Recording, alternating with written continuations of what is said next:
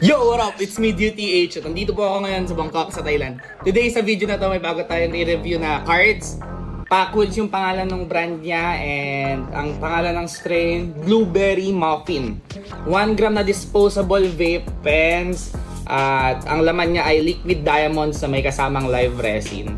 So, ayun, may QR sa likod. Ganda ng box. Tapos yung packaging niya, itong nasa loob. Yung sachet na sealed, sobrang solid. Ang ganda.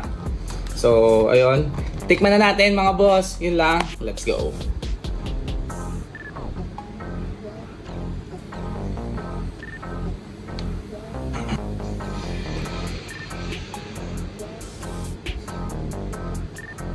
Yung Packwoods na papansin ko.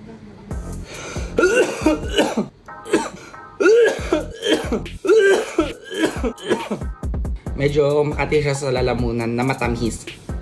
Matapang pero matamis. So hindi mo siya papansinin sa mga unang hipak mo, pero ayun, kita nyo naman sa video.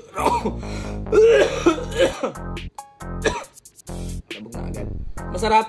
Lasang blueberry na matamis. Sweet na blueberry. Tapos wala song amat sa mga sa lalamunan. Yun lang. Try nyo to. Isa.